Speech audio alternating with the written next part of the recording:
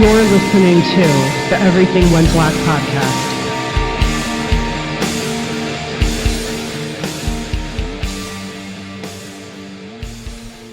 Welcome to this week's episode of the Everything Went Black podcast. I'd like to welcome Tc Eisele to the show this week. Tom is an old friend of mine, as well as an author, poet, and occultist. And he has a brand new novel out called CHATENTROPY. And if you're a follower of this podcast, there's definitely something for you within the pages of this novel. If you are a follower of this show, I urge you to check out the other shows that comprise the Horsemen of the Podcasting Apocalypse. Kicking everything off on Monday, every other Monday, we've got Brandon Legion's Horror Wolf 666. Up next on Tuesday, Jackie Smith brings us Into the Necrosphere. Wednesday, of course, is Everything Went Black, as well as Iblis Manifestations.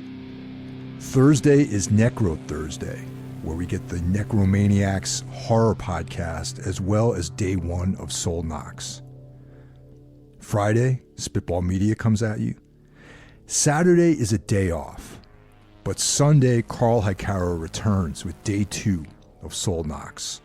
Carl and I have recently concluded, at least for now, our Darkness Weaves collaboration, and we're in the midst of starting The Savage World of Robert E. Howard, another collaboration where we talk about the work of Robert E. Howard, creator of Conan. I'd like to thank everyone once again for supporting the show.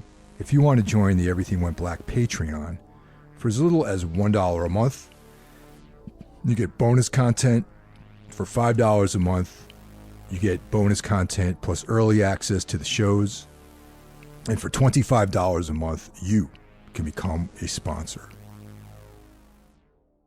It's been quite a while since I've seen you, Tom. I hope you've been doing well these last several years. Well, I mean, as I mentioned a moment ago before we started recording, COVID changed my life a lot more than I expected it would.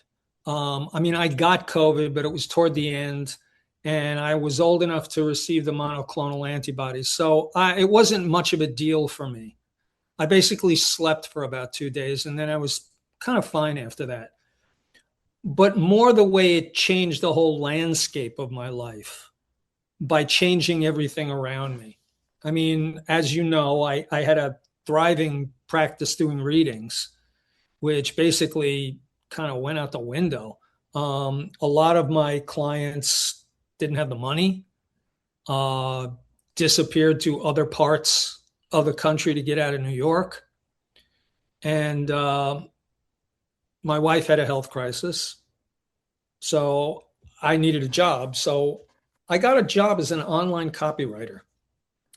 And ironically enough, I started writing cheesy psychic articles for them, which was right up my alley. I mean, I could do that without even thinking about it. But then it evolved into something else. I mean, people think, I can get involved in this activity or that activity, but I'll be immune. I'll be able to keep my distance.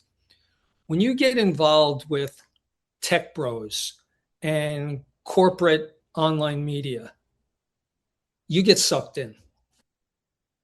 And that's essentially what happened. So 4 years of my life, I mean, I made decent money, but I went from writing psychic articles to eventually when I left them, I was writing about, porn chat rooms and online gambling, which is as Kafkaesque as it sounds. It was just too much. And the book that we're going to talk about today, CHATENTROPY, was very much a reaction to that time. When I was doing my readings, I was doing steady ritual work. I had spare time to do spiritual work. This job demanded so much of my time that I didn't really have that anymore. And I could feel myself starting to drift. I felt myself starting to slide into this, what I feel is this very dangerous corporate tech encroachment on the nature of our lives and our being. And I went somewhere, I regressed somewhere, and writing Chat Entropy was a way to come back from that. Yeah, I mean, the book. First of all, congratulations on the book. It was. I think I read it in like two sittings. It was a very page turner. The way these chapters are structured, they're short, and that's a device that like one of my favorite authors, Adam Neville, does the same thing where it's like the chapters are these like sort of brief, kind of terse entries, and it really propelled you forward through the story. And yeah, I'm recommending this to everybody. Actually, it's great. But yeah, it takes place in the dark ages of the COVID crisis pandemic that we had, and that we're all hopefully forgetting, or not forgetting the lessons we learned from that. And it basically involves a guy who essentially, what you just said, disappears, and where did he go? And that's kind of and then the person who pursued him, where did he go? And it touches on a lot of very interesting concepts and ideas that, unless someone hadn't gone through a 3-year ordeal like everyone else in this world did, it makes it more relatable to everyone now. I mean, it's relatable to people who think about these things, but after, you know what I'm trying to say? Like if you're familiar Exactly. with the occult, or if you're into, Crowley, or, things like that, or the Bardo, or just basic, you know, spiritual sort of practices, you can jump on right away. But now everyone existed in this like isolated world. So it is relatable to a larger group of people, I think. Yeah, I also well, when I wrote it, it was a very personal document for me. And when I started shopping it around to publishers, one of my big fears was that um, it's like my manuscript is walking into their reality, and I'm like this naked homeless guy, and they're like, "Ooh, no, this is too much." That's what I felt like when I was writing it. Um, I intentionally kept it bare because I wanted to keep isolation around the characters. And I wanted this constant sense of kind of the characters being trapped in a way. And they're always, I mean, he originally gets involved with Chat Entropy, which is a very shady online chat site, um, which I learned about from my corporate writing job, because at one point I had to do research and write a series of articles on um, sites like Omegle or Chat Roulette. And the concept of it completely fascinated me.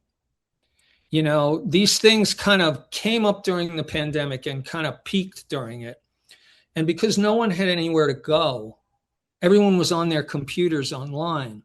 So the concept of these chat sites was you would go to this, website, this realm, and you'd have a blank screen, and there'd be a little button in the lower right corner that said next. And as soon as you hit next, you would be connected with a random individual from someplace in the world. No filter, no search, no choice, just this random individual, and who knows what they were into. Oh, wow. And as I researched it, people used to perform musical bits. So you'd hit next, and all of a sudden, some guy'd be doing a Dylan song or their original Huh. song on a guitar. Okay. Or you'd connect with somebody who wanted to like mutually masturbate with you online. Or you'd connect with somebody that was trying to learn a foreign language. I mean, the whole concept of it just totally intrigued me. And then I thought, well, what if this place could lead you to another place, another reality, another spiritual dimension? And the disappearance of the initial character you're introduced to, who his handle is nameless, and he just disappears.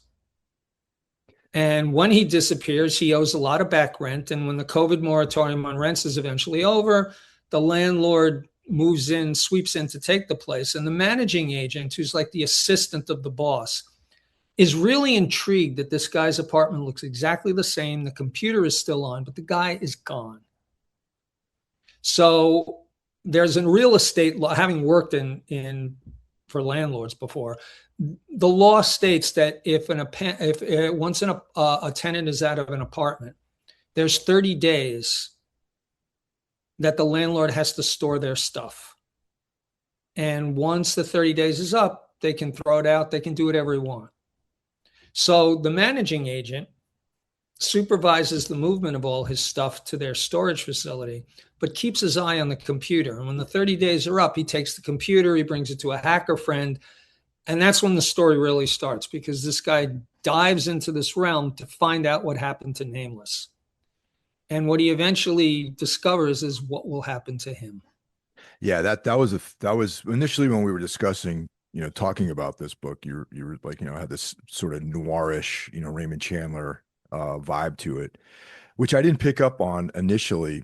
But then when the sort of quote unquote detective work started, that's when I picked up on that sort of influence. But the first thing, like, to me, it almost has more of like a Philip K. Dick sort of vibe. There's like definitely a Kafka-esque quality to it. And I think in our correspondence, I mentioned like a little bit of Thomas Ligotti, who, and it's more in your writing style, because even though Ligotti tackles these very dark, bleak subjects, there's a little bit of a dark sense of humor to it.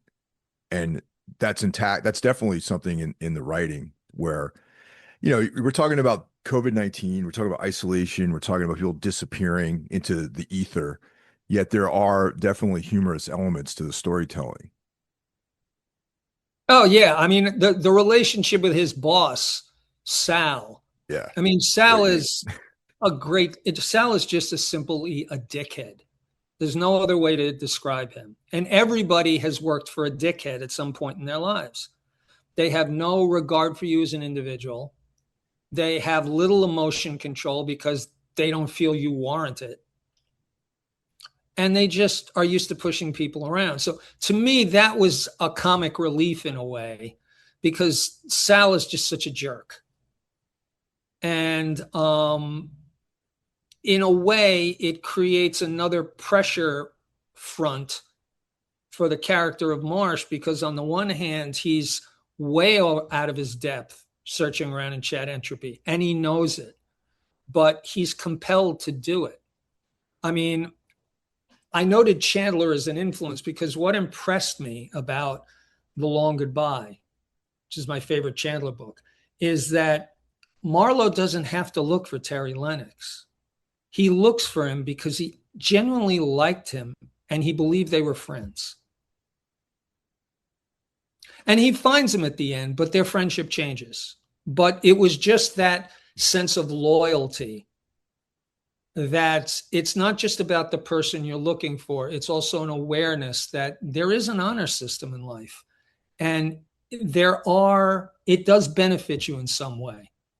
I mean, this is basic Tibetan Buddhism. I mean, in terms of going into the death realms known as the Bardo, your ability to negotiate the Bardo is based to a great extent on the amount of spiritual and meditative work you did in your life. And if you didn't do anything, but you have a good nature, there's hope. But if you didn't do anything and your nature was fairly selfish, self-absorbed, whether you realized it or not, the Bardo then becomes a realm tougher than life. Well, yeah, my understanding.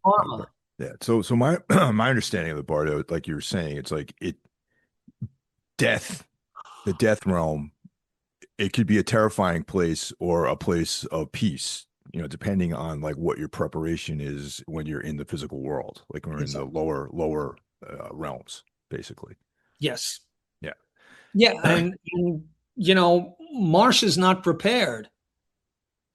But the one thing I think that sees him through, and what I got from Philip Marlowe, is the integrity. he really cares what happens to this guy Nameless, because there's something in him that says this is going to happen to all of us. That I have a vested interest to find this out. And when we get to the end of the book, his friend Frank Tank, who is, your average materialistic skeptic, he starts on the same journey. And it's kind of like, I guess my attitude was, when the reader got to the end, they'd kind of figure out everybody goes on this journey. Yeah, that's the heavy part of the book. And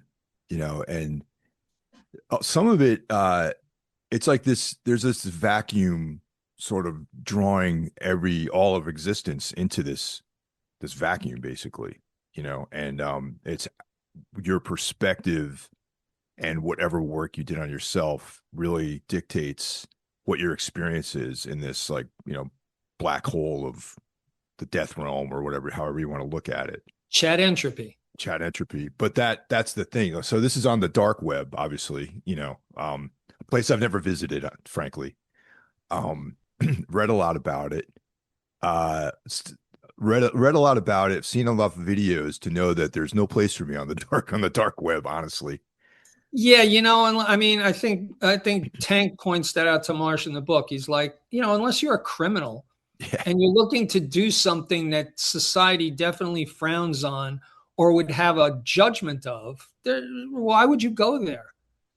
It's for people who want to hide. And that's another thing I learned from, writing about chat sites. I mean, some of these porn chat sites, I mean, the authorities went after some of them and ran them off the internet, because they were involved in some pretty dark stuff. And the anonymity gave the vermin a place to fester. So I wanted that, and which is why I also have Marsh encounter personages from other, that are dead, but they're alive on Chat Entropy. In other words, they passed into a realm where they still exist. And as he works through the different levels of Chat Entropy, at first he starts encountering, serial killers. And he doesn't realize they're dead till he looks them up on the internet. Yeah. And then he's like, oh my God, and then as his evolution happens, he starts encountering higher vibrational characters who are all based on real spiritual occult figures. Some I've even met who are no longer with us. And I just wanted this very personalized experience. And I thought, I experienced the internet generally as life condensed into, an energy drink. Like Red Bull, it's got wings. You get on the internet and it's got wings. It'll take you, into whatever realms your mind wants to fantasize about. The internet can bring you there as though it's real. And I think that's a lot of the problems we're seeing with younger generations who, when you see them at social gatherings, they have their faces in their phones. They don't even relate to people. Yeah. Yeah. It's a huge problem. I noticed that. This blank stare oftentimes is looking back at you when you try to, communicate with some of these younger folks, Exactly. And I wanted an element of that to come across too. In other words, Marsh starts to exchange his real life for Chat Entropy, and he tries to battle it. He tries to get away from it. But then this is where a lot, some of my spiritual training comes in. Once you can't not know. So once he's aware that this other realm exists, it starts to bleed into what he thinks is reality. And that's where the elements of the humanoids come in, which he ironically gets from Aleister Crowley. Because Crowley doesn't know what he's encountered. And he's a little threatened by it. So he throws these things out, and one of them manages to be able to cross over and then starts following Marsh. The introduction of Crowley into this narrative, I thought was very appropriate, especially, with, his thelemic practice and his, connection with the entity Lamb. And it seems like that effort was to make a portal. It's even, the whole thing with Jack Parsons and, his like rocketry and all that was to create a portal to go into a different realm. So Yes. I was expecting Jack Parsons actually to show up in your story too, but Yeah. I try to, you alluded earlier to the writing style. One thing I learned as a corporate copywriter, um, short paragraphs, right to the point, keep the sentences as short as you can, um, not too much description, keep the metaphors short and snappy. So I try to do that as much as I could. I mean, working that corporate job made me a better writer. There's no doubt about that in my mind. I mean, that was like Eric Clapton locking himself in a room for, the legend goes for months until he, perfected his technique. And then all of a sudden he comes out and he's, with John Mayall. It that developed my technique, and I tried to keep, I want to make it easy for the reader. Not easy in that I'm going to give them pablum, but I want the form to facilitate their imagination and get them into the story and get moving with it ASAP. When I was in college, one writer I absolutely detested, and I acknowledge he's a great writer, but I couldn't read Herman Melville. yeah. Mm-hmm.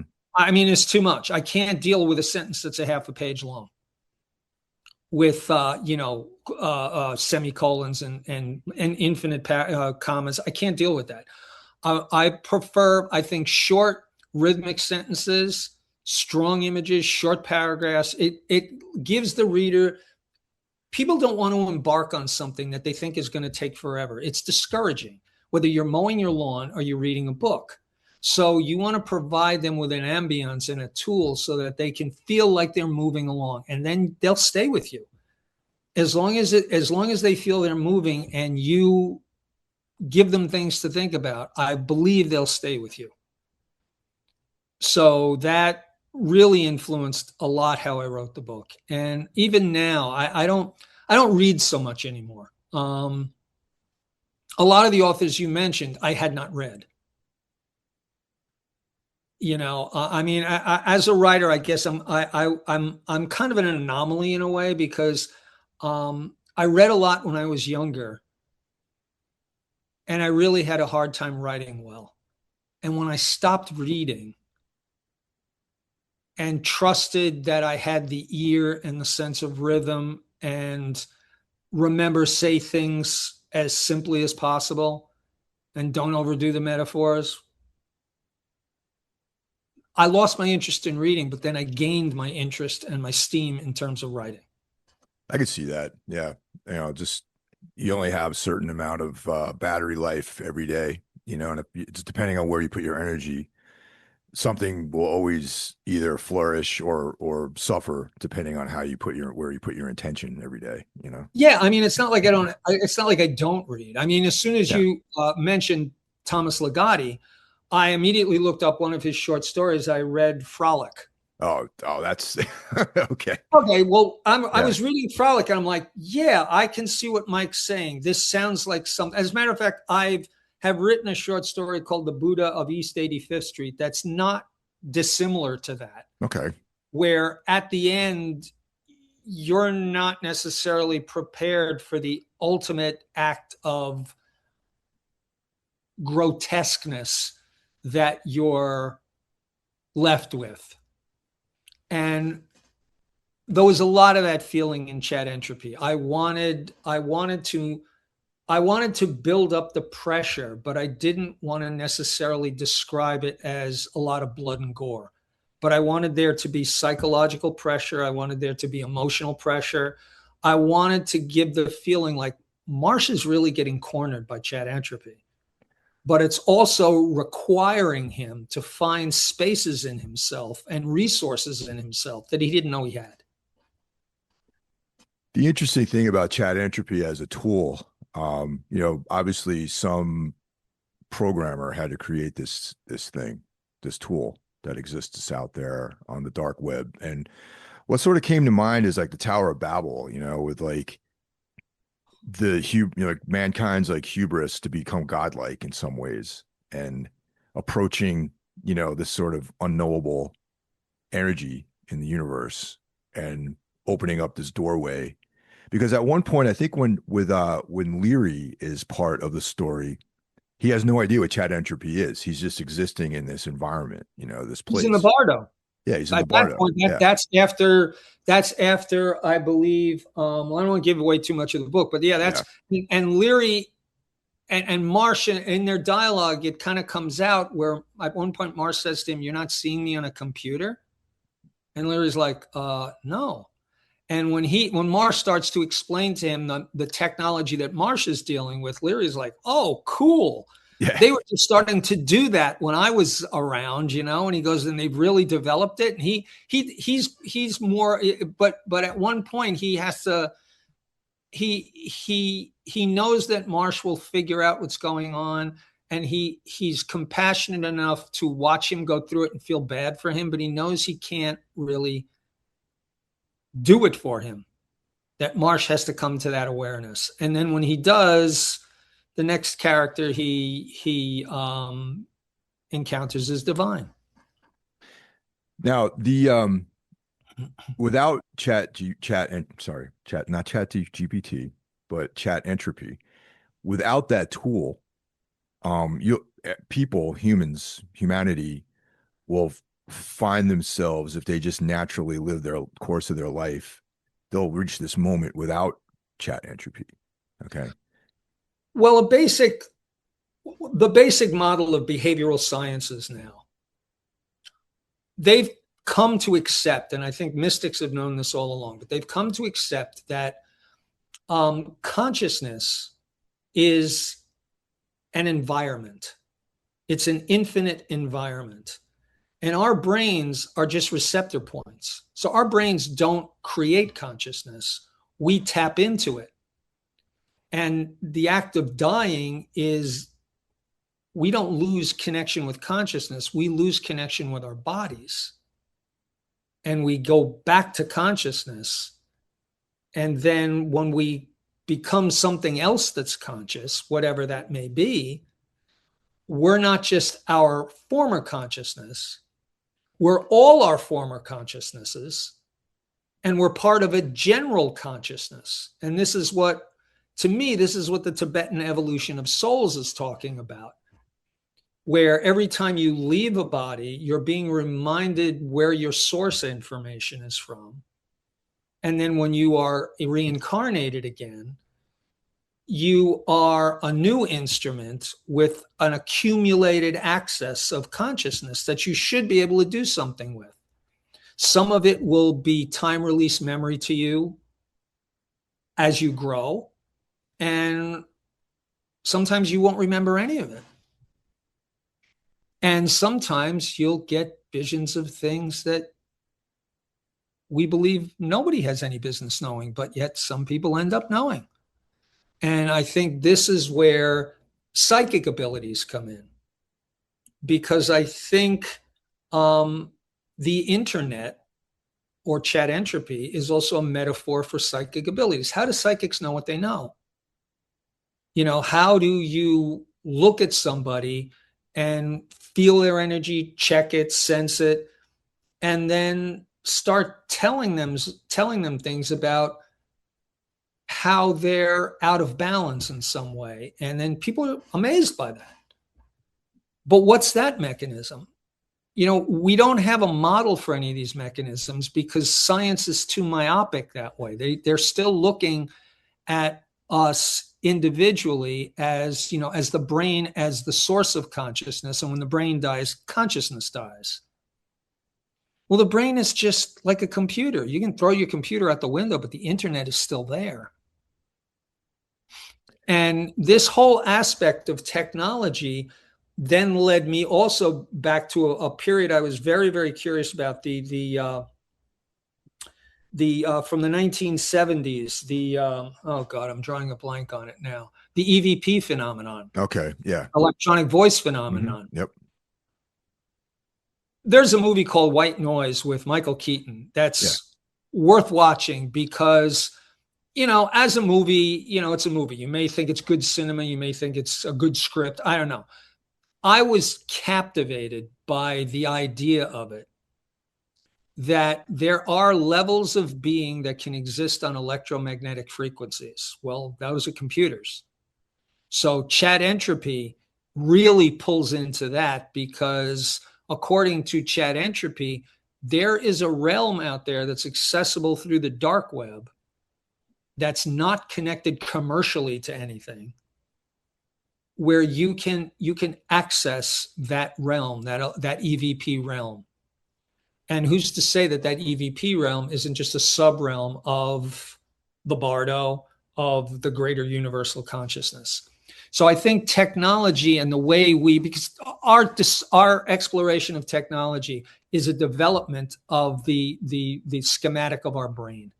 Computers are designed like a human brain. Okay, and if you look at the way our intelligence works, you have to input information, and then that information can be developed into many different things.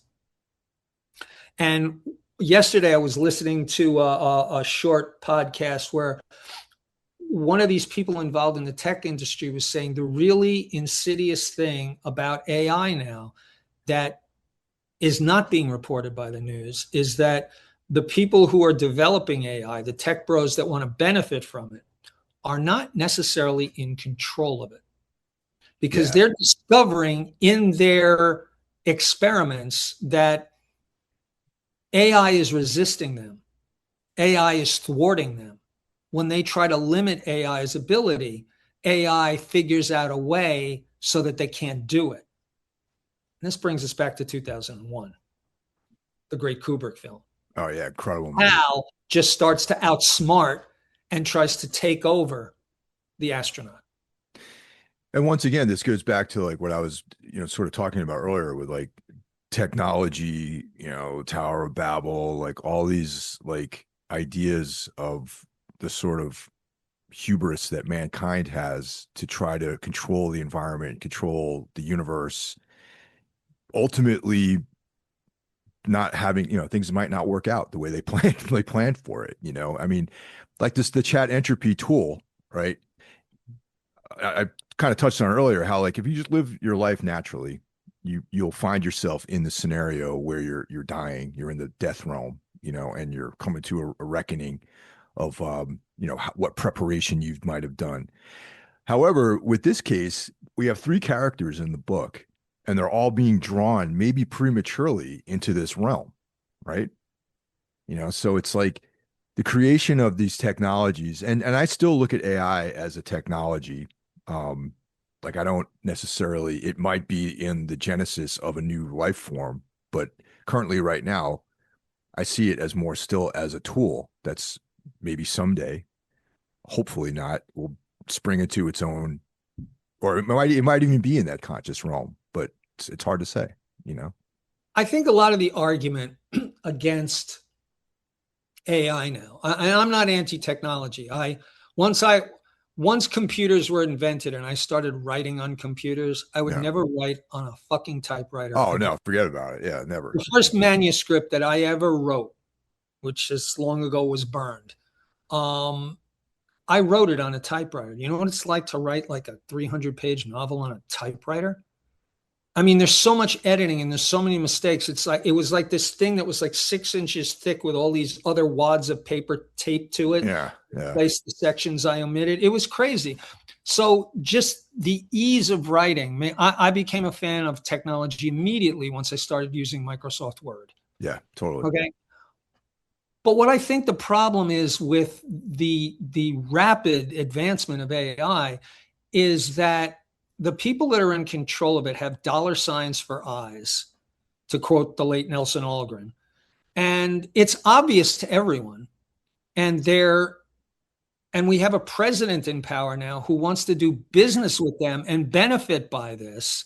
So these people are all out grabbing as much money as they possibly can while people can't pay their rent or buy their groceries or get medical care. And I think I think the scary thing about technology is irresponsible humans. Because, I mean, I don't know if you've seen it, but there's a great video that Bernie did where he interviews AI. And he asks AI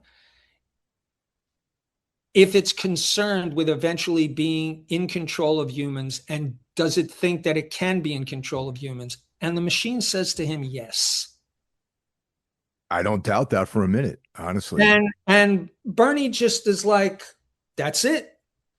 I mean, I think this is the argument against technology. It's the irresponsibility of the humans who have gained control of it. I think otherwise, it's a great thing. Computers are a great thing. Cell phones are a good thing, but the problem with it is we have a generation of younger people who have been brought up with cell phones in front of their faces all the time. I mean, you go to a family gathering, and if the person is under like 16 years old, they don't relate to anyone in the room. All they do is find a corner to scrunch in or another room to go to, and they just continuously have their faces in their phones. And the studies of the mental effects of this are clear and out there. So it's kind of like it's not the technology that's the problem. It's how we as humans regulate a tool. I mean, look what we did with weapons. Oh, yeah, absolutely. Yeah. I mean, back in the day, Japan invented the Chinese invented gunpowder a long time ago. Right. Yeah, exactly. And you know what? Japan didn't allow it in their country because the Japanese sense of honor felt if you want to kill somebody, you have to do it hand to hand, and you have to possibly risk injury yourself. You don't get to do it from 25 feet away, nice and clean. And I think, we go from that to the atomic bomb. I mean, what we've done with weapons is what could end up being done with technology unless saner people manage to get control. Yeah, I mean, I 100% agree with that. I mean, even even on a more mundane level, like with power generation or creating fuels or things like that. Without the proper regulatory body surrounding those things, we would live in this like hell world of pollution. We're just about there. Look, Wow. I mean, the whole thing about data centers. Yeah. And this is what kills me. You hear politicians, at least a certain type of politician, and they do the same thing for casinos. They argue that, data centers and casinos will give people jobs. First of all, data centers and casinos are not hiring local people. I know that for a fact. They're going to bring in people from the outside, as few as possible, that are already trained, and they'll pay them. What they will do is decimate the environment they're in. This casino that they're going to build where Citi Field is now, or next to Citi Field, I would be surprised if they hired less than as much as 5% of the people from the neighborhood, if that much. And they're going to decimate the neighborhood. It's going to become gentrified. It's going to get built up. It's going to turn into a reflection of the casino and the type of high rollers they want to draw there. And people are going to get displaced. And real quick, politicians argue jobs. So can I just ask a question about that? I didn't realize I just in the last month, I returned to New York State as a resident. Okay. So I thought gambling was illegal in New York State, except for Native American reservations. New York City went through a big process. They interviewed supposedly a lot of casinos to sell them the concession. And part of the process of selling them the concession was to also grill them on, well, how much are you going to give back to the community? Now, of course, there were some politics. Let's put it this way. You can tell by the politicians that were for it and the politicians that were against it, basically what the casinos represent. The Republicans were all for it. The corporate Democrats were all for it. The progressives were like, wait a minute. This is not the pie in the sky you're talking about. It's like the argument I just made a few moments ago. They're going to hire relatively few local people. They're going to gentrify the neighborhood. They're going to try to make it a reflection of the overpriced glitziness that they want to attract. And they're just going to create it's going to be like one of these futuristic cities that you either have Gilded Age or extreme poverty. And I just don't think these are the answers. I also think gambling, and having written about gambling for the last year of my corporate employment, I will tell you that the only individuals that benefit from gambling are casino owners. The bonuses are not bonuses. They have long, small print trailers. There are betting requirements. Your bonus is not a bonus. All it does is create a trap that you have to bet your way out of. And by the time you bet your way out of that trap, you're not winning any money. Yeah, I mean, I'm not a fan of gambling. I mean, over all the years I've spent traveling across this country, I've been to places like Las Vegas and Reno and Atlantic City, and just it's such an accumulation of just like darkness that seemed to surround places like that. Oh, yes, it's desperation. I was in a casino once in my whole life. When I worked as a photo assistant, I went on a location job to San Juan, Puerto Rico. They had just opened the Hotel El San Juan. It was only open a week. We were one of the first guests staying there, and we were hired by the hotel to photograph and make it look great. And they had a casino there. And the first night, our cab from the airport pulled up in front of the casino. There were police lines set up everywhere. There were police cars everywhere. It turns out some guy won like $100,000 in the casino. And as soon as he walked out of the hotel, he was shot to death. His money was taken and they took off. Oh, man. So that was my introduction to gambling. And I've always felt an aversion to it. And the people I was working with were on me and they said, well, at least you got to come to the casino once and play once. So I said, all right. I went, I put a quarter in a slot machine. I won like $50 on my first play. I bought everybody drinks and I've never been in a casino since. And the people were like, don't you want to play again? I'm like, no, something intrinsically in me, psychically in me knew that that's the poisoned apple. That's what they give you. Immediate reward is the quickest way to slavery.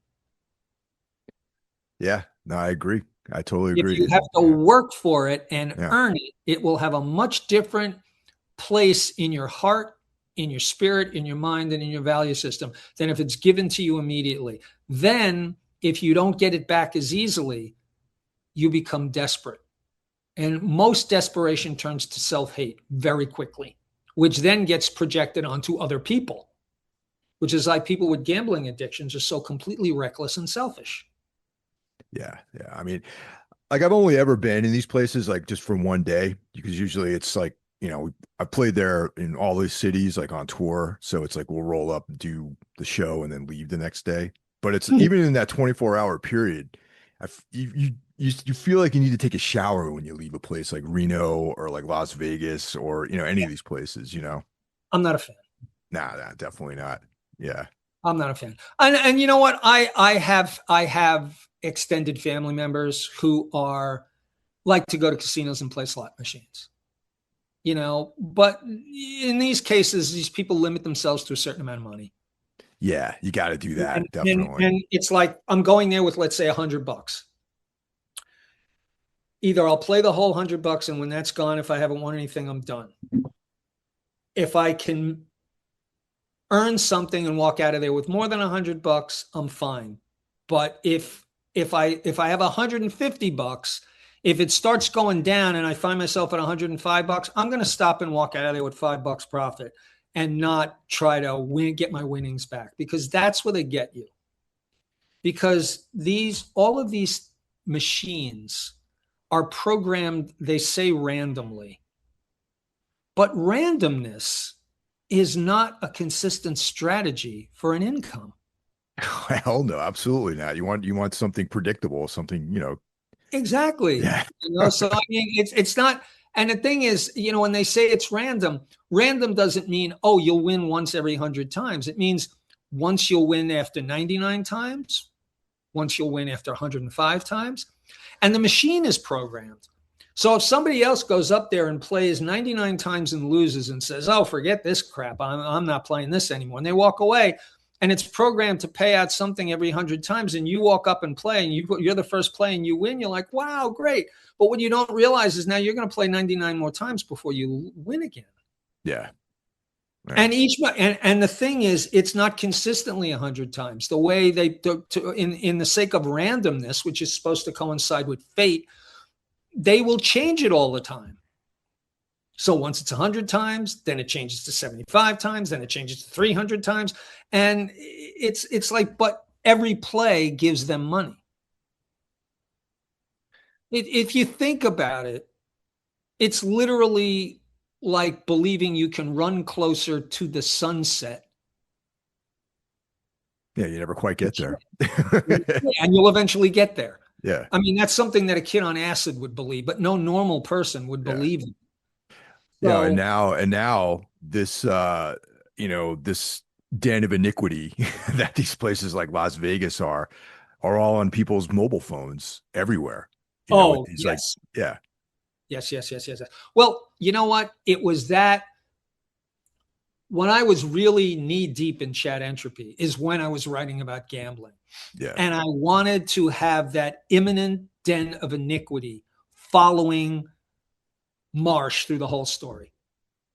He knows that there's something out there waiting. And what he thought was a doable chance, like I will find Nameless, he's starting to realize that he may not find him, but it's turning into a search for his own sanity. And then when he does meet Nameless, I thought a while about what their dialogue should be like. Right. And I didn't want it to be very dramatic. And I thought by not making it dramatic, it would make it extremely dramatic.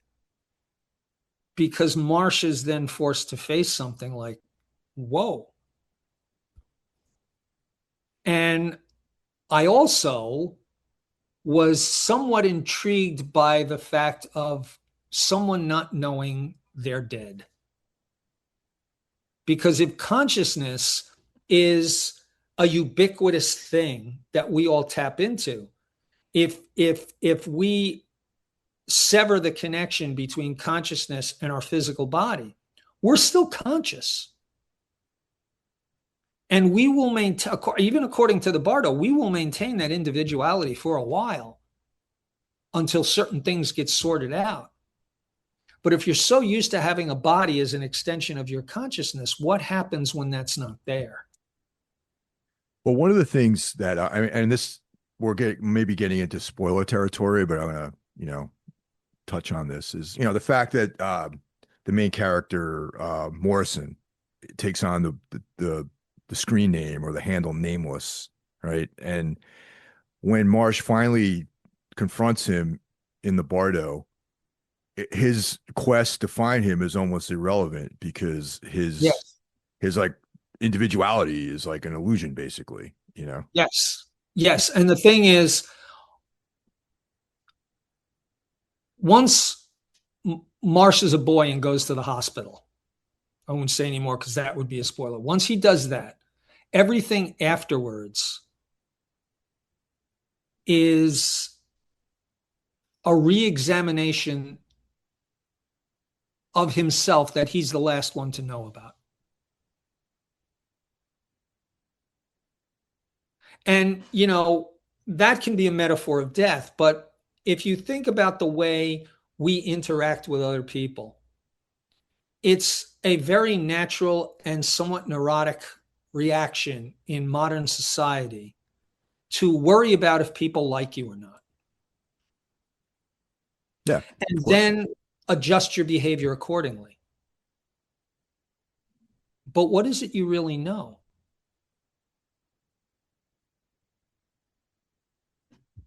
People that you like and like you can still have disagreements with. People that you don't like, you can come to agreements with. So what is this whole notion of living our lives as though we're in a fun house of mirrors that are other people? What happens is that we don't know ourselves as a unified being. We know ourselves as a fragmented being based on the energy interactions we get from other people. I don't know if you've ever seen the movie The Ladies from Shanghai, but the great scene in that when the character runs into the fun house, the house of mirrors, Mm-hmm. and he's trying to kill someone that's also there with him. And he's firing at the different mirrors and he's not killing anybody. And it's a very disorienting scene. And it's very famous at the time. And it shows you yes, Orson Welles was possessed by genius at certain points in his life.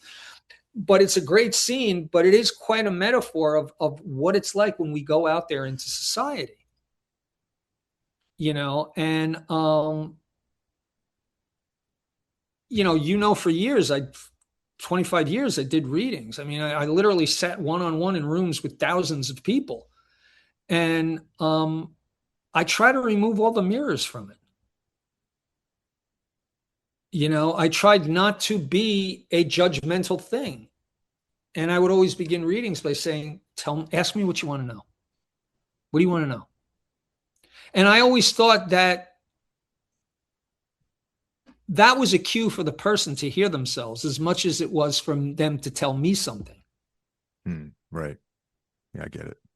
And then I tried not to give them back anything that was me, which is really the only way you can do a reading. You can't bring your opinions into it.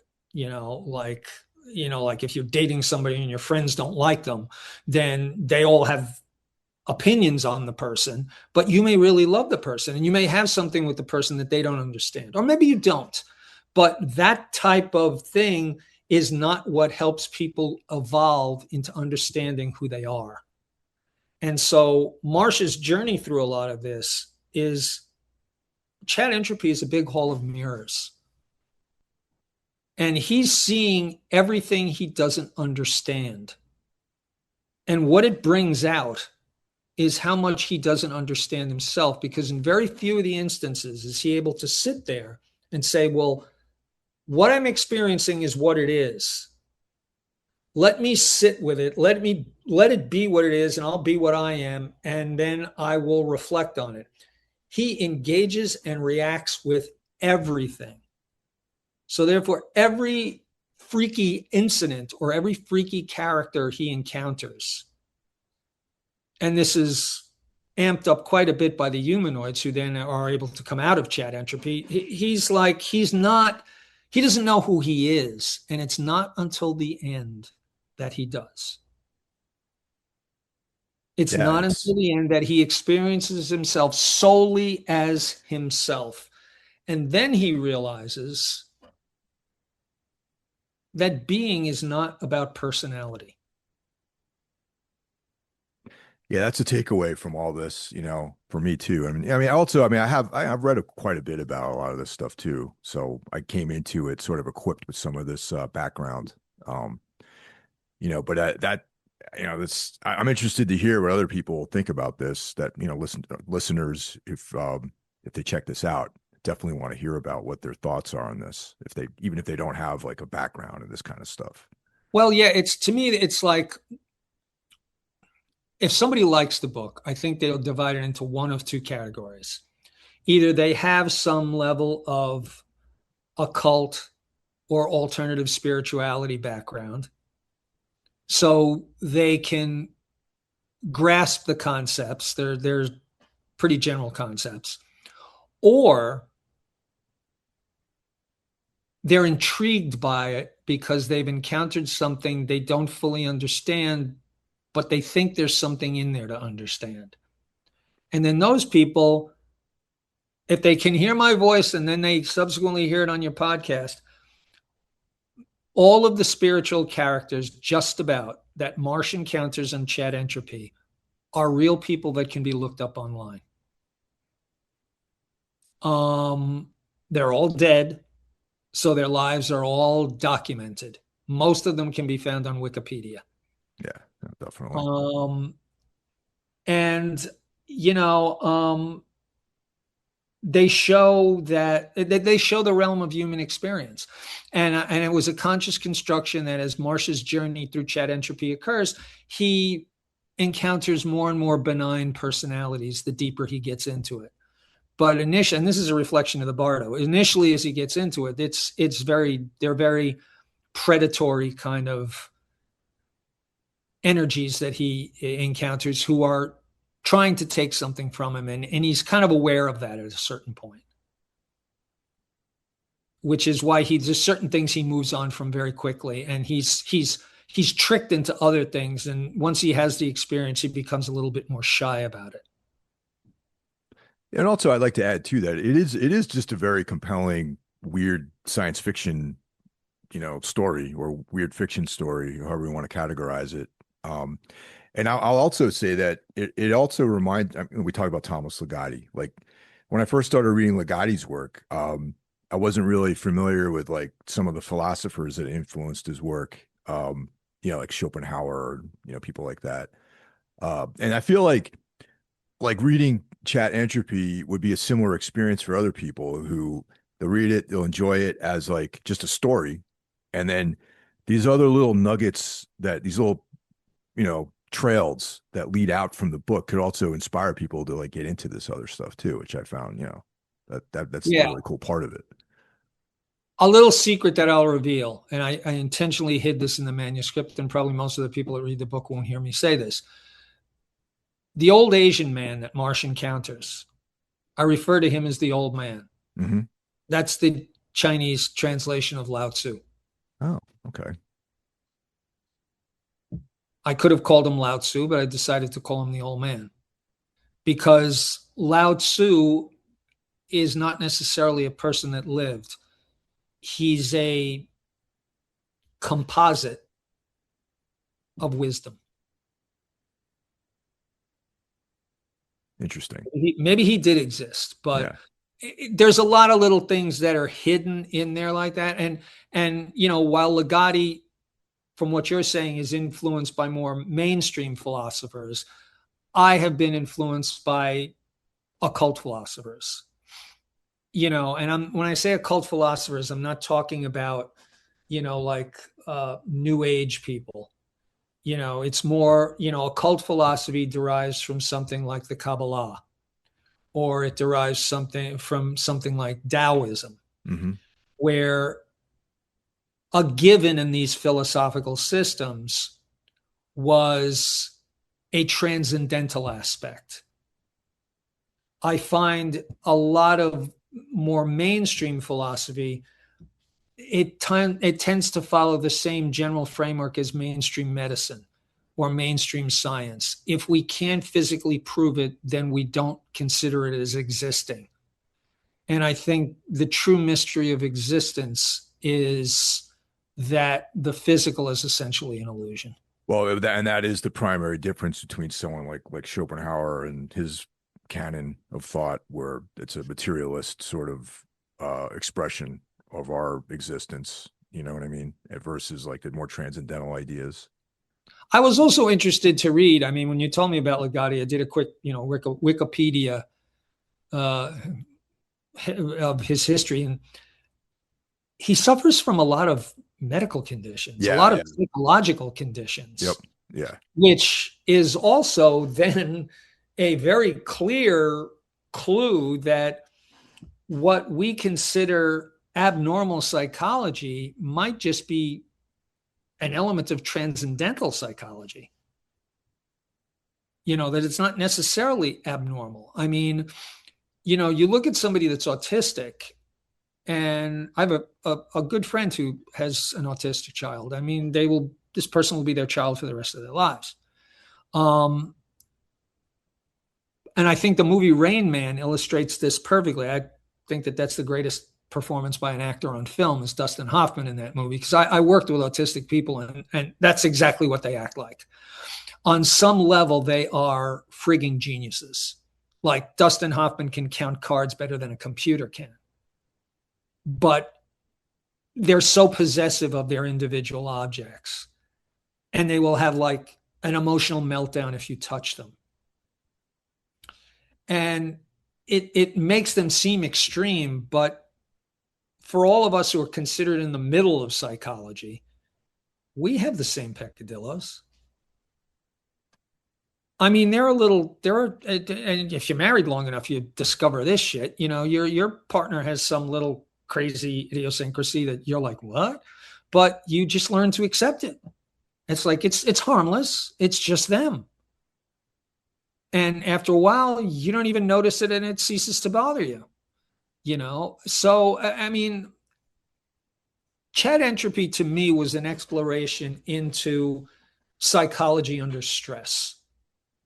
I don't know that I would have written it if I had not worked at that writing job for 4 years with people whose strategies and viewpoints I did not always understand or agree with, and was forced to write about things I wasn't interested in, make them interesting, and learn about them. And so I believe also, and also as I'm getting older, our psychology on a day-to-day basis is a level of battle. But like a samurai, if you can make yourself used to that by finding a stillness that you can retreat to once in a while and regenerate from, then it's not a battle anymore. It's just an extension of challenges that are not going anywhere. You know, the whole modern notion of struggling for convenience is like putting a shackle on us, because convenience doesn't really exist. I mean, yeah, the dishwasher will wash dishes faster, but dishwashers can break. Yeah. And not everybody has one. So what's the answer then? You know, computers can make things faster, but computers can also make really infuriating mistakes that even the so-called experts can't fix. Well, gee, I don't know what to do. You know, and then it's like, okay, well, it always comes back down to life is a challenge. And Zen Buddhism evolved as a spirituality for samurais specifically. There was regular Buddhism, but what about the guys who acknowledge that we live in a conflictual world and take it upon themselves to protect society from that conflict, or protect their home society from conflict, which means they have to go out and deal with the conflict. Right. Yeah, exactly. So they're more in need of spirituality than anybody else is, really. Yeah. So that's where Zen came from. A way to still yourself and still be effective in a material world that you cannot evade. Yeah, you know, as you know, like I've spent many, many years in the martial arts world too, and like that, able to maintain composure under extreme stress has always been like an asset to be able to do that, which also connects to the Zen Buddhist, samurai philosophy too. You know, Absolutely. yeah, Absolutely. It also has an important element in teamwork as well. And I think I get a little emotional. I'm a Knicks fan. I've been a okay. Knicks fan Oh since I yeah, was a kid. this is your year. Yeah, Okay. I remember listening in '69 on the radio to them win the championship, the seventh game at the Garden, because games weren't televised then. right. So I know it's been 53 years. But I would say they were the epitome of composure. That game they came back from 29 down was a Zen exercise, Yeah, was a man. samurai victory. Because I remember watching that game and the steadiness with which they came back, which wasn't white knuckle, like constantly looking at the clock and coming back. Something just clicked and they got traction, and they just one step at a time. And every step they made was so balanced and forceful, it unraveled the other side.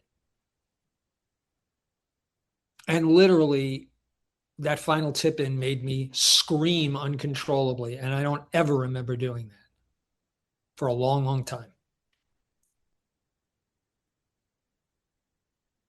And I think that kind of composure is what made them the darlings of the country, of the world, for a short amount of time. Everybody saw that. Everybody has been in a hopeless fucking situation where it's like, oh God, this is going to cost me $5,000. Or holy shit, now I'm stuck in the middle of nowhere and I got to wait for the tow truck to come. Or Jesus Christ, the refrigerator broke and we just bought groceries. Everybody's been in these positions where it's just fucking hopeless.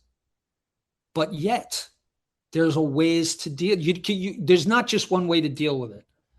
Anger is not the only option. Meltdown is not the only option.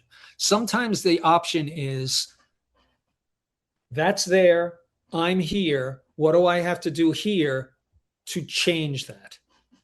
And then get involved in the next step to change it and let the situation be what it is.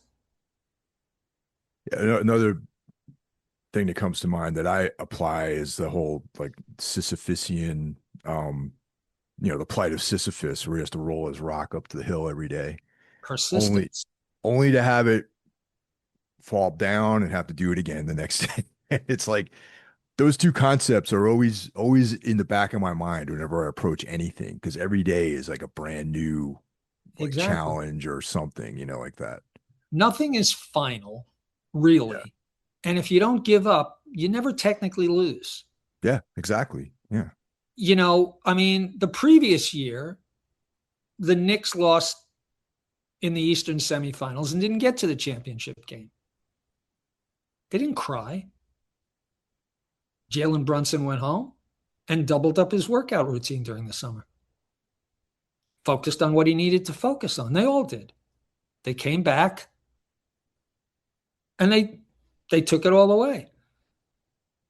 I mean, this is I don't watch basketball at all, right? I learned who he was this year because of just how compelling the whole story was. He's remote. I mean, I was telling this to my wife. When I was in high school, basketball was the most important thing in my life. I wasn't physically appropriate for basketball, but I loved it. And when I was a senior, my dream came true. I made the varsity B team. And at one point during that time, I got to play with a member of the Knicks who came to our schoolyard. Oh, that's awesome. I got to play on his team. But I also learned by playing with him that there was no freaking way that I was ever going to really do anything with this. Yeah. Because I was physically limited. That's just what it was.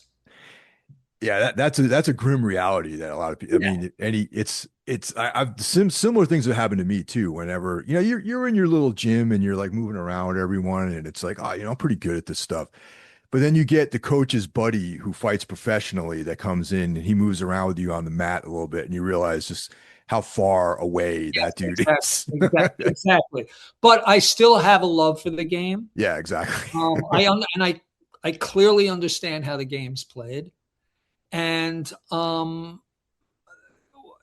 the way the Knicks played the game and the way they all have roles to play and they play those roles, and the way Brunson can take over the game when he has to, but can also fall back when someone else is hot and let them take the lead, it's the epitome of awareness, teamwork, individual excellence, and Zen. During that 29-point comeback, Brunson went on a run and was eating the Spurs alive. And he was going to take the last shot, and he got it off, and he got a good look. But when that ball hit the front rim, I thought, oh, my God, they're not going to make it. And out of nowhere, fucking Ogugwa Anunoby, OG, comes out of nowhere and just soars over everybody and taps that in and hits the floor. And that moment of inertia, and then the Garden just exploded. It was like, oh my God. It's like Brunson took them as far as he could. Then it was somebody else's turn. Yeah, no, absolutely. And those guys are all ready to take that turn. And it's not something you think about ahead of time. And it's not something you don't know your turn is coming up, but you're mentally prepared and you're physically ready and you just react. And Anunoby just reacts because he inbounded the ball. And usually on an inbounds pass, a defender will pick up the inbounder. Nobody picked him up. They collapsed on Brunson. He had, if you look at it from other angles, he had a straight run to the basket and no one was in his way. That was a major defensive error by the Spurs, and he picked up on it. And he had started his leap before they did. So he apexed while they were still rising. And then he went between two guys, and you see his hand lift about 5 inches ahead of theirs and just tap it in the net. And that was awareness on his part. And also just kind of Zen reaction on his part, like animal reaction. Like he's done something so many times that he just has a subconscious reaction to it. And that's what stunned me about it. And I think anybody with spiritual awareness who has an interest in basketball would be stunned by that too, because it's what spiritual preparation is all about. You prepare for the moments that will crush you if you're not ready. But it's not like when the moment's coming, and it's not like you're ready. You can just do the work. So let me ask you about you got another book coming out relatively soon, yes. Right? This book, wow. Back in the 1980s, I was working as a photo assistant. I had graduated from college with a major in English creative writing and a minor in photography. My last couple of years in college, I met and fell in love with and moved in with an art major, and then subsequently became friends with a lot of photographers, and took to photography and became a real student and fan of like classic art photography, like Ansel Adams, Henri Cartier-Bresson, Harry Callahan. And I went to New York, and the easiest job for me to get was as a photo assistant. It was commercial photography was booming. You got paid $100 a day. If you worked as a freelance, you get time off, but you could also get lots of work. And during time off, I hadn't written in a while, and I was enamored with visual art. And one day I sent you a couple of examples. Yeah. I started drawing pictures on an old Royal typewriter with X's, silhouetted pictures. The Royal typewriter had certain controls that you could override, like you could override the space bar, you could go between spaces and other things. And I started making curved lines and silhouetted, and then I would fill the X's with words that were then about the visual image. And initially I got a lot of them published in journals, and I thought I was on my way as a writer. But when I tried to get it published as a book, it just kept hitting dead end after dead end. And eventually it fell by the wayside. Other things in life came up, I went in other directions. Now, 40 years after the fact, about a year and a half ago, I pulled this manuscript out of mothballs. I edited it down from about 70 poems to about, I think there's 45. And I started sending it out to publishers. And lo and behold, I found an art book publisher in California who wants to do it as like a coffee table size book, which is perfect because the pages should be 8.5 by 11 to fully appreciate the visual and be able to read the words. And they also wanted me to write like a 5,000 word introduction on the history of what I came to know as concrete poetry or pattern poetry. And they're going to release it, in a limited edition. It's a not-for-profit publisher. Based on how well it sells, they'll keep printing it. So it's different than the Hidden Hand Press who put out CHATENTROPY. Oh yeah. Okay. Much different. Concrete or pattern poetry has a very mixed reputation in the quote-unquote poetry world. Some people will relegate it to like it's a gimmick. I never felt it was. I worked very hard. All of these poems are poetic. Some of them have rhyme and meter in them. Some of them don't. But they are poetic they are verbal poetic snapshots within visual images that work together. And I just think nowadays, if you look up concrete or pattern poetry online, you'll see hundreds of examples now. People do it with computers and stuff. This is old school. I did this with a manual Royal typewriter. You can't do this on a like Microsoft Word because you can't cheat the grid spacing. Right. Yeah. On an old Royal typewriter, you could go in the cracks in the grid and Yeah. therefore make visual images that were compelling and graphically correct. It's just like the young one of the things in therapy they talk about is, when you're an older person, go back to that wounded child and hold that you were, and hold them and forgive them and tell them they're going to be okay. And that's how you heal past wounds. Artistically, this is very much that for me.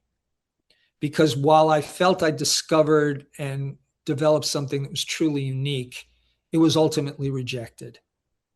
And now to find a publisher for this and at least get it out there is a way of going back to that person who created them, that guy in his, late 20s, early 30s. I'm going to be 70 next month, to go back to that guy and say, you did good. When does this come out? When's the release date on it? It keeps getting pushed back. I would assume at this point, I would say a realistic release date would probably be September. So it's, I thought when you, okay. I thought like 2027 or something like, okay, no, great. No. Awesome. It should come out this year. Great.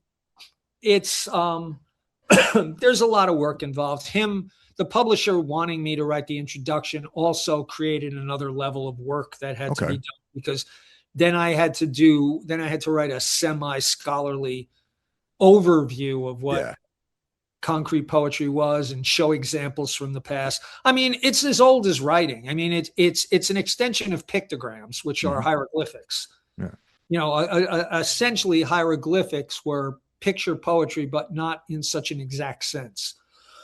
For me, it's just seeing a kid grow up. So where could people keep an eye out for when this is released? Like, how would we find out about get all this stuff? Well, social media, the algorithm quicksand. I would announce it on my Instagram, which is, Tc Eisele, T.C. is my Instagram page. I put up some posts that get 3,000 views and 100 likes, and I put up other posts that get 10 views and 2 likes, and I try to follow the Instagram instructions for how to capitalize in the algorithm, and I realize it's just quicksand. It's a trap to keep everybody involved all the time.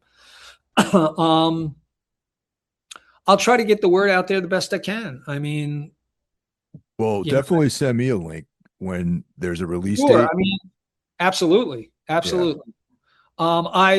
Connections I've made. Yes, I will. I mean, just before CHATENTROPY was released, I, was so frustrated at the algorithm quicksand that I just went over my old email list and sent out like a couple of hundred emails, like, this is coming out. And surprisingly, I got a better response than I ever got from Instagram. It was like, I when I built my client list was when technology was just starting to become a mass phenomenon. And I didn't take advantage of it. Yeah.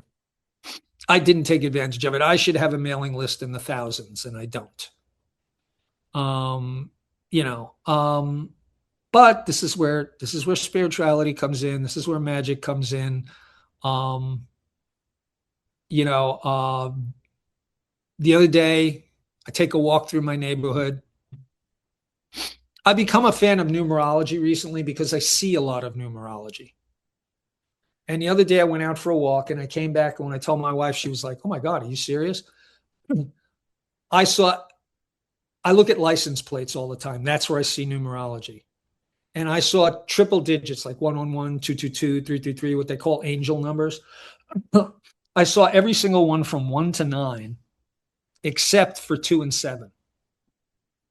And I saw 444 like a half a dozen times in the space of an hour. So I say to myself, whatever that is, it's telling me that I should not have a finalized view on where something is going because of what my knowledge is at the moment. New things happen, new connections happen. I mean, out of the blue, I just said, wow, let me send him something to Mike and his podcast. Maybe he'd be interested in this. Yeah. Well, actually, it's funny. This aligns perfectly with the kind of direction I'm taking the podcast too. It's like more like, more writers, like more that kind of stuff. Well, you know what? When I worked at that writing job for 4 years, I fell out of touch with a lot of my previous life. And now it's like I wasn't exiled. I'm like Odysseus. I just went to another place. And now I'm trying to get home. Come back. Reach out. So I don't know how it's going to get out there. Just like I don't know how Chat Entropy is going to sell enough. But I'll tell you one thing I'm not going to do. I'm not going to respond to every other ad on my Instagram feed that's guaranteeing me book sales. I mean, those things, the fact that those things aren't illegal, and I complain about at least once a day, I complain about one. And when I send a complaint to Instagram, they'll send me back, well, they comply with our business requirements. And it's like, yes, because you're run by a thief. Yep. Oh yeah. So yes, they comply with of course they do. Whatever. So there's a way around it. Yeah. If I mean, you've known me for a long time. Yeah. I've been living as a spiritual professional. I hate saying that, as an occult professional, whatever, for 30 years. I believe in this stuff. I don't know how it works, but I believe in this stuff. But I also realize that an effort has to be made and consistency has to be maintained. You have to do the work every day. And if you do the work every day, you're keeping the lines of possibility open. Something will happen. But I know I got to keep reaching out. And every day, I don't know. I'm like, what am I going to do to help more people find out about Chat Entropy or people find out about Graphic Reflections? I did everything I can think of today. I'll think of something else tomorrow. I don't know what that is yet, but I'll think of something else tomorrow because I wake up in the morning saying to myself, what creative angle can I play today? How can I reach out? What creative thing can I create? What reel can I create? That will all it takes is the right person to see it. It doesn't need everybody to see it. I have no illusion that I'm going to be, uber famous. I'm not going to be somebody that's uber famous. I just want the work to get out there to the people who would benefit from it. And that's a fair amount of people. So what's the best way to pick up Chat Entropy? Just through Amazon, from the bookseller directly, or the publisher? Yeah, it's available at all major sellers. If you do a Google search for Chat Entropy, you're going to get links to The Strand. You're going to get links to Amazon. You're going to get links to Barnes and Nobles. You're going to get links to Google Books. If you go to the publisher, you can buy it through the publisher, but they will link you to Barnes and Noble. Oh, right. So they film it through a different right. So any of the major booksellers would have it. And Chat Entropy is one word, and the E of entropy is capitalized. Is there a Kindle version of that, or just? Yes, there is. If you have Kindle, actually, you can read it for free on Amazon. Oh, cool! Excellent. Yes, if you have a Kindle account. And if you do read it on Kindle, be sure to write a review on Amazon, because I know that helps everything. Yeah, absolutely. Thank you for that. I would have remembered that after we disconnected. Yes, if you read the book, if it made you think, if you like it in any way, write a damn review. Write it on Goodreads. Write it on Amazon. Write it anywhere that will let you write a review. Because for an author to get reviews, unless you're with a major corporate publisher, and there's only a half a dozen of those anymore, unless you're with one of them, you either have to pay a service like Kirkus $400 or $500 for the review, and then extra money to actually have them put it up on their site. Yeah, man, it's a scam. Free reviewers are like, I contacted about 50 of them. I got 3 maybes. And when I researched about what independent reviewers are, I mean, God bless them for wanting to do it for free, but they're overwhelmed. Yeah. Yeah, definitely. And it's very, very iffy. So if you find the book, if you've read it, if you like it, your review makes a difference. It really does.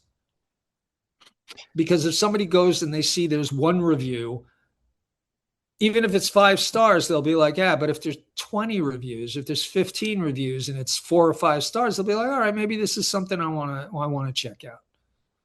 It's not a pulp read. It's not a romance. It's not a sword and sandal saga. It's serious science fiction bordering on hopefully literature. It's written to make you think and entertain you at the same time. It leaves unanswered questions because you need to think about that. And if people want to track what you're doing, what are your preferred social media streams? I know you like Instagram, so what else? Well, yeah, Instagram seems to be the one. I put up a lot of reels on Instagram. I mean, they're not professional reels, but I think they're clever reels. I think they're well done based on the limited technical skills I have. I also have a website, the13thpath.com. There's interesting things to read on there. Every couple of weeks, I put something else up. I try to make it thoughtful. I try to, give something to people that's useful, that's helpful. And I mean, I do have a social media presence, but if you're not looking for me, you won't see it. But if you look for it, if you do a Google search for Tc Eisele, you'll find a lot of places that you can get in touch with me. I have profiles on poets and writers. I have an Instagram, I have an Amazon authors page. I'm out there, but it's like the truth. You have to be looking for it. It's not like there's a billboard over here saying truth. There's a reel on Instagram that says truth this way. They'll just say buy this or do that. The truth is something you have to look for, and if you look for it, you'll find it. Well, thanks for joining us this week, Tom. Once again, everyone go out there. Definitely, you get a recommendation from me personally that Chat Entropy is a great read. I got a lot out of it. Like I was mentioning to you earlier, I think I polished it off in like 2, maybe 3 sittings, and it's like just under 300 pages. So it's like one of those types of reads. Yeah, it's like a vitamin. It's not big, but it's got nutrients. There you go. Well, I would like to say thank you, Mike, for giving me this opportunity to reach an audience I probably wouldn't otherwise reach. No, it's a pleasure. It was a pleasure. And it's been a while since we spoke. So this is awesome.